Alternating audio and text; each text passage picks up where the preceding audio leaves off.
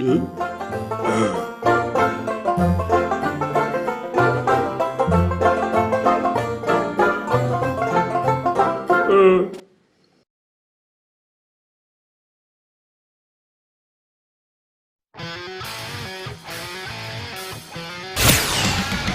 Off is always on point.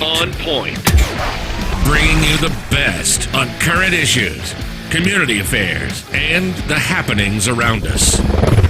This segment of Gloves Off is brought to you by the best, so pay them a visit. Check them out. This is Gloves Off.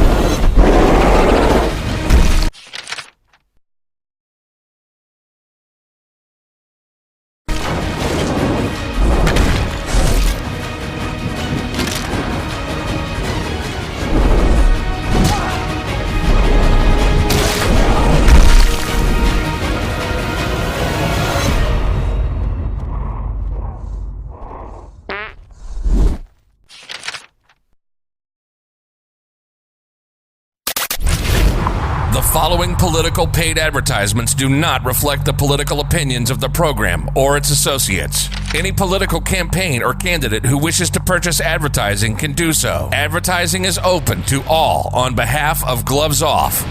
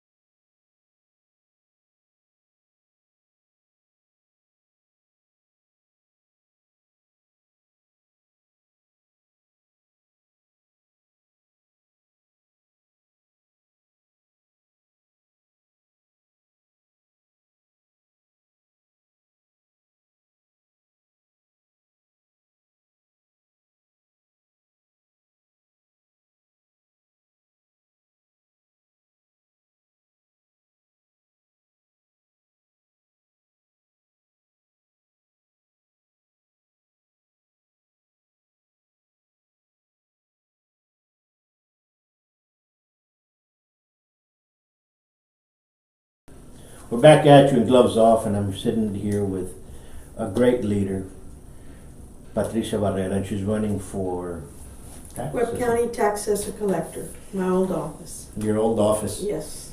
And how'd you, yesterday you signed, right? Yesterday was the deadline? Actually, yes, yesterday was a deadline, but I turned in my application last week.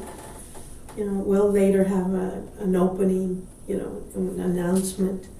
But we'll leave that till after the holidays. Absolutely. Yeah. How do you feel about this? How do you feel about going in there and saying, you know what, I'm going to run again? And well, I was going to retire in 2020 because I had won in 2016, and that was going to be my last campaign after 2020 I was going to retire. Then I saw an opportunity, so I resigned to run for county judge. We know the results there. And so that, I was retired. I retired in 2017, November. And, but unfortunately, there's been a decline in the office. And I actually had people coming to my office, either mad or crying as to how they were treated at the tax office, and just sharing, and and what can I do, and whatever. And that's really what led me to decide, you know what, I'm going to run. And plus I've had 2 years of resting, so I think I'm ready to go back into the grind. And if the people vote me in, I want to replace what's going on with good customer service, like what people enjoyed for 25 years, bring that back. They tell me that I used to have people cross-trained, so people in motor vehicle could also do taxes in the heavy season of taxes. People in property taxes could help with motor vehicle when it was the off-season for property taxes. So I had the 17 stations, all of them had a motor vehicle station there. I had to lease them because the state would only give us so many stations by virtue of how much income came from Webb County. So I leased quite a few. I think there were 4 or 5 stations. And apparently those were returned.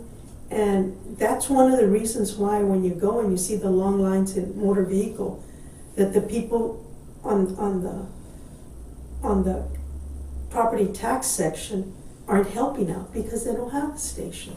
So that's one of the things I want to bring back, the cross-training, the being able to provide a good service for the taxpayers. I have no input on how much you pay for the license plates, that's the state. I have no input on the property taxes, that's Commissioner's Court. I just collect. I either collect property taxes or you collect motor vehicle revenue. My job, I feel, is to give a good service where taxpayers feel, okay, I need an hour off my job so I can go take care of this and come back to work. That's my job, to make it easy for the taxpayers, make it comfortable when you walk in, and you're treated like you should be, like the king or the queen of that office. And that's how I ran back in 1992, and I feel we need to bring that back because the customer service was really put aside. It was like, the state says a vehicle, like a motor vehicle, because you go once or twice or 3 times into the tax office to renew tax, okay? That's the most common thing everybody has in common, okay? Not everybody owns a piece of property, but they own a car, at least one. So they have to come to the tax office. One of the things that the state requires is liability insurance. Sure. The state doesn't tell you it has to be in your name. You have to be the primary owner of that insurance. It just says your car has to be insured. Now, insurance companies issue out incentives. They tell you, we'll give you a discount if you have a car and you add another car into your insurance plan, we'll give you a discount. Sure. And if you add another one, it's a further discount, okay? So usually families have one insurance, and the wife, the husband, their car is insured in that, and Policy, the kids, right. okay? Well, at the tax office, they want you to be the primary insurer. So here, an 18-year-old or 20-year-old whose insurance rate is going to be sky high was forced to go and, at least for 30 days, buy yourself an insurance policy in your name, so we could do the transfer, or they could do the renewal. Is that against the law? It's not the law. The law says the car has to be insured. So it leaves it open. Now, when you go if you ever renew your tags on the internet, If you own insurance that's 3 months or 6 months, when you pop in your license plate and the last 4 digits of your VIN number, it'll tell you it's insured. I don't need to know your policy. I already know you're insured. So that Absolutely. means if it's in the spouse's name, Or the father's or whoever's. it's insured. Correct. So that's all we're to look at. What does it say? It's If insurance. it says verify on the screen, then that means you're insured. I don't have to ask any more questions.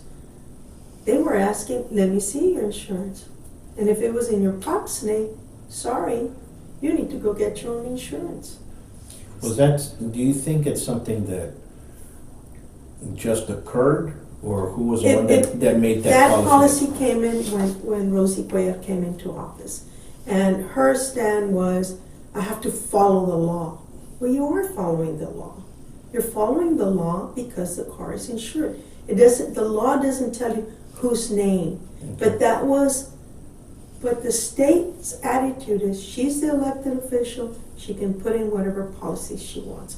So they're not gonna contradict you. But what does the law say? The car has to have liability insurance. What That's takes all. precedence here? So in other words, the state's wiping their hands off. The state backs off because you're the elected official. And so for the last, she came in December 27th, 28th, she came into office. So she, probably until October, they started changing. Now the rules are relaxed. Now you as long as your car is insured. But for 10 months, 9 months, they made people's life miserable. Sure. Okay, and expensive, you know. And my concern is, if she gets reelected, does she go back to her old ways? And that's one of the reasons why I'm running, because people don't need more pressure. People don't Sure. need more stress in their lives. They should be able to come into the tax office, get what they need, find a parking space, walk in, walk out with your sticker or with your receipt. That's all. And that's what that's why I'm running, to bring back that customer service and help the taxpayer just meet what they have. You see, a lot of people are trying to make a living, the majority, right? Yeah, yeah. A lot of people already have a budget in there. So when you force somebody to do something else, it changes the whole perspective. Either I'm not gonna get insurance, so I'm gonna drive out there without insurance, and then you're gonna have something happening because they have to put food in somebody's mouth, and it's Yeah. their own and their kids and so on and so forth. Exactly. So we have to be a little bit more lenient on the law, not make laws lenient, but we have to be with the law. And we Well- can't just say, you know what, here's the law, this is my perspective of it, you better do what I say, because that's a different attitude. Which was what was happening. And, you know, thank God she stopped doing that. But it made life very impossible for a lot of people who are working. They take time off to go to the tax office to do a transfer, and then they have to go back and back and back, because they go one time, they tell you need this, you come back, you know, and that is also a big burden on the taxpayer. But the greatest thing was having to comply with their rules, and the insurance was one issue. The other one was the state of Texas requires that when you do a transfer, we need to see your ID, the buyer's ID, because the way your driver's license reads, that's how your title has to read, okay? Correct. But they added another requirement. They said, we need to see the ID of the seller. And the state doesn't require that, but because she said that, so then Texas said, she's the elected official. The other thing, Texas only requires that the back of the title be signed. When you buy it, that the seller has to sign the back of the title. The requirement at the tax office became, you also have to have the signature on the 130U, which is your application to get a title into your name.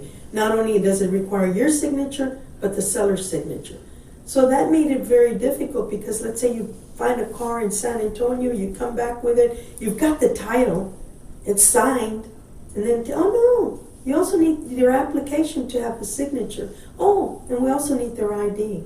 And people are very leery of giving out their ID because of the fraud, ID fraud, you know, so it became very difficult for a lot of people. Thank God that's also been loosened where we don't require that anymore. But my concern is, will we go back to being that stringent? I've had people call and say, you know, can you go investigate this? You know, we don't, there's long lines, what are they doing wrong? Number one, I'm not that type of person, and I'm not investigating. There's other people that like to do that, it's fine, you know? But I have had a lot of people comment that the lines are long, that there's a lot of changing of direction, you know, similar, they didn't specify, no, they wanted this and you don't need it, and what else do I do? So they were very frustrated. Yeah. And you read the comments and people are over and over, not reacting, but they're now expressing themselves a lot more openly now. Well, because of Facebook, Sure. Twitter, all of So that. you start seeing that they're disgruntled. They're already Yes. saying, you know what, I'm tired of this. So you're gonna see some changes coming throughout the board, you know? Yeah. You didn't see certain people say anything. Now you're seeing these more conservative individuals coming out and voicing their speaking out. opinion. Yeah. And that right there is a little bit, it's stating something. Yeah. And that we're in a problem, not just with that department, throughout many other departments, you know what I'm saying? Well, you know, the long lines, now I understand why the extra long lines, why it takes even longer. What happened? They took off a lot of the workstations and returned them back to the state. So you have stations up front that are with their hands folded, waiting for somebody to come and pay taxes, because that's all they collect is taxes. And yet, when I was there, they were doing renewals. Everybody in my office knew two things for sure, and that was part of the cross training. You had to at least know how to do a renewal, because those are the long, long lines. During income tax period, that's when you have the long lines of people transferring a vehicle, coming to title a vehicle in their name, because they got an income tax check and they went and they bought a car. And usually they go to a private person and they buy a car, okay? So that's when you had a lot of people waiting to do transfers. And that was during income tax, February to about April, okay? Right. And so they're limited as to how many people know how to do it. And then at the end of the month, you have people coming in to do the renewal. So you have all these people waiting now, and you only have just a few, instead of 17 stations plus 2 or 3 in the back, you only have, I think it's 11 stations up front or 10, and that's all. So Doing renewals and transfers. So you wait February or March, let's see how the lines get in there. You're gonna have double lines. You're gonna have the lines just for renewals and then the transfers. And the way we would do it, transfers would get numbers and they would take a seat, and the line, and you know, it all has to do with management. Sure. And if you don't have good management, it's gonna show. Management and policy as well, because you know Yeah. you have good managers, but then you have stuff like Walmart. They have 2 lines and they have 15. You know what I'm saying? Yeah. And it's Christmas season, they'll put another one, a third out of the 23. Where are we coming from? You see the same thing in the bridge. You have so many people and they'll use 2. All these stations in there, So, you know, they're not managed. you know what I'm saying? So, and they say we don't have the manpower. No, you do have the manpower. They're It's just not none up of it there. there. They're not there, you know, so. They're somewhere else. You know, so I don't know if it's bad management or bad policy. So that's, you know, and if it says here in the book we can do whatever, and then people are just gonna say, well, it's in the book, you know. They're not really gonna put the extra effort for that customer service. Right. Well, the difference was I ran the tax office like a business. Of course, How I grew up working in my parents' business. of course. Okay, taking care of the customer. My father had a slogan, no waiting in long lines. And I took that to heart. It seared on my mind. No waiting in long lines. Get them in, get them out. They have what they need, and I've got the money. Basically, that's it. And that's how I ran the tax office. But it's not by osmosis. You have to work at it. And you have to study, and you have to realize, well, this isn't working, and change things, you know. But if you want government to work, it cannot run like government. You have the rules, you have the regulations, the law as to what has to take place and how. But there's also mercy in the law. See, Lady Justice has a blindfold. Sure. Okay? Because she's not looking at you if you're rich or if you're poor. She's not looking at that. She's just, this is the law, but there's also mercy. And that's where I think we're not having that right now. Absolutely. But also you have to understand that when there's a transaction of currency, that's a business. Yeah. So you have to run like a business. Oh, yes. Oh, yes. And There you has have to be accountability. There has to be a professional setting. You can't. Oh, yes. And if you have people in there that talk back to the customer, well, then you remove them, or else your business is going to go down. Exactly. Unfortunately, in business, that's the only place you can go get a tag. That's the only place you can pay property taxes for LCC and for Webb County. So you're a monopoly. But it doesn't mean we have to be a government setting where we're going to fold our arms. When I'm ready, I'll take care of you. You know, or not lift up your head and see when taxpayers walk in, may I help you? You know. What, changing that from that type of service, what else would you like to see now that you've been on the outside looking back in and saying, you know what, this is what I would have worked on better, and I'm going to work on this a lot more, besides the customer service? Well, definitely the level of information, how we give out information.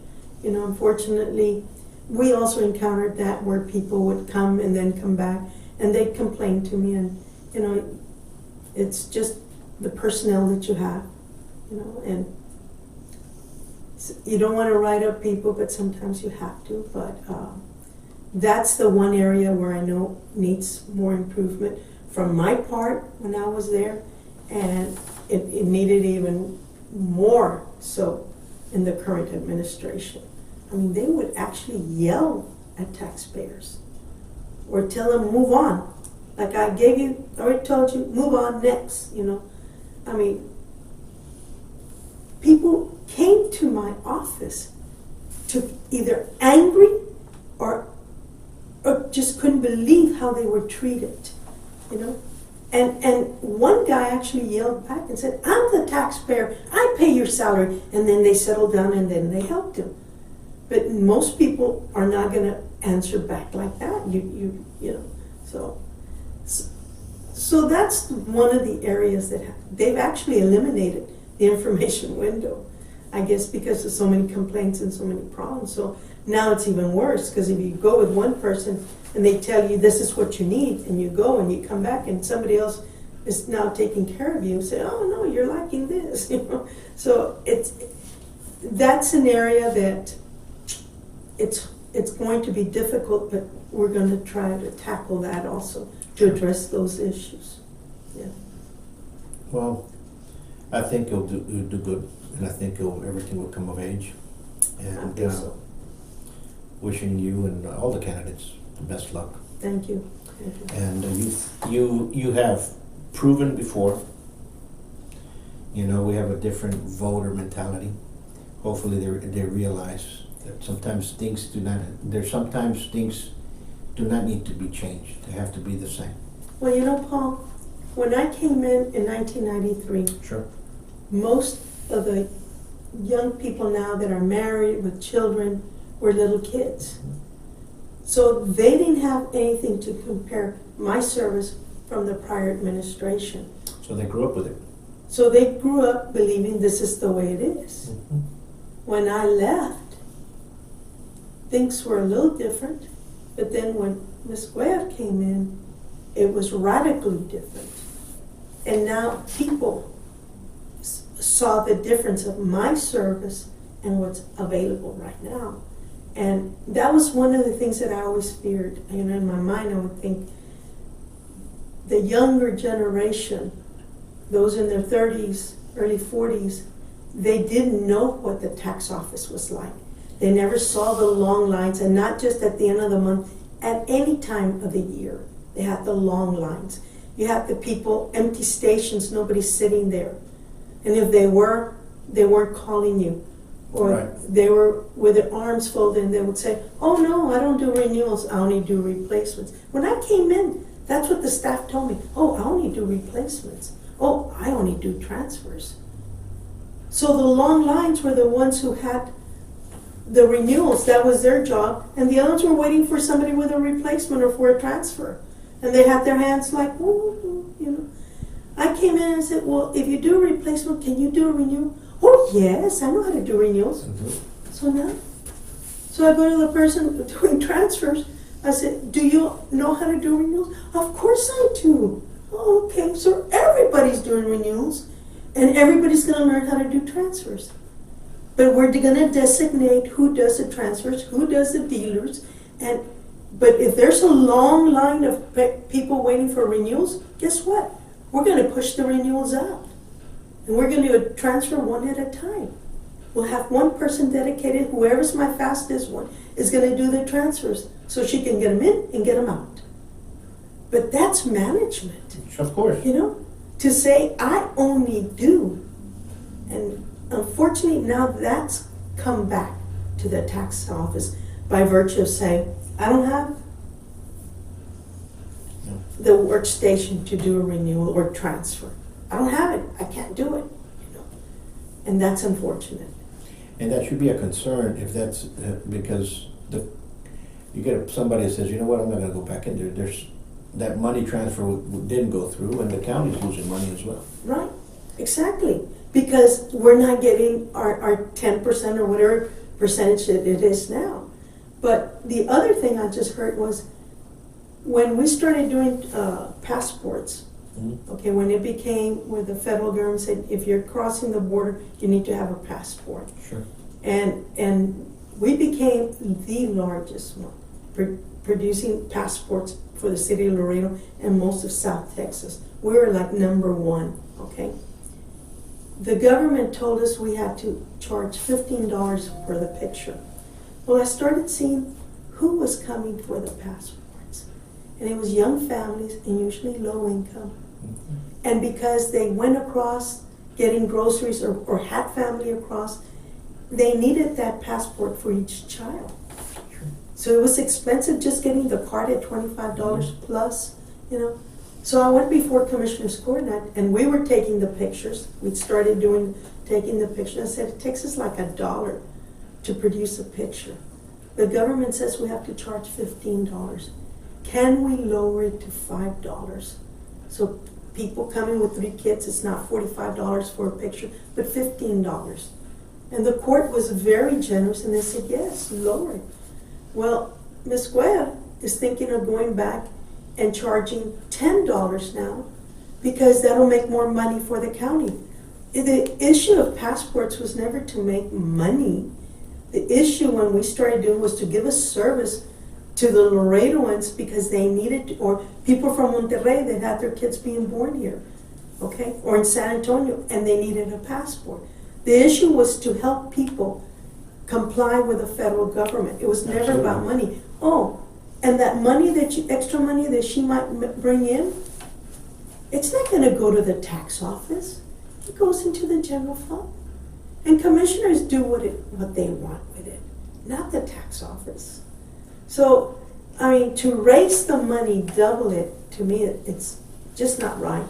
And you're not taking into consideration the people who need that passport the most. Absolutely. When is early voting? I think it starts in February. I don't know the exact dates. I have to meet with Albert Torres to find out about all. Find the dates. But it is February. It's in February. That's early voting. The last 2 weeks of February usually.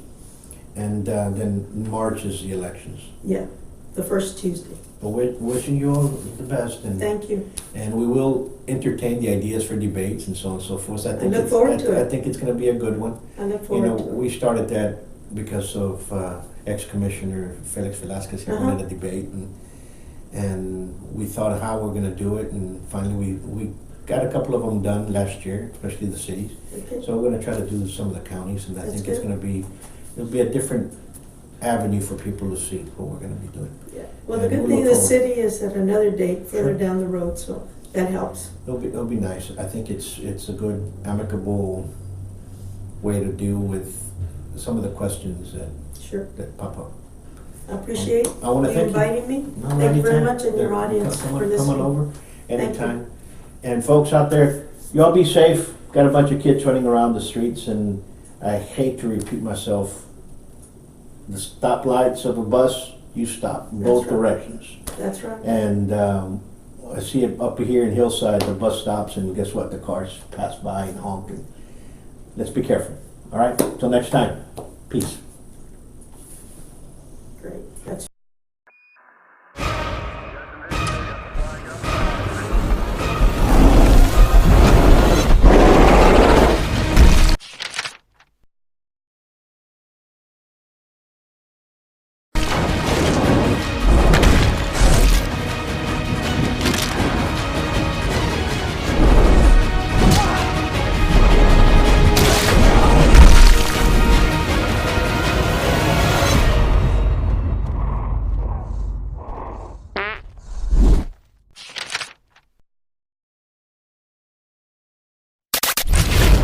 The following political paid advertisements do not reflect the political opinions of the program or its associates. Any political campaign or candidate who wishes to purchase advertising can do so. Advertising is open to all on behalf of Gloves Off.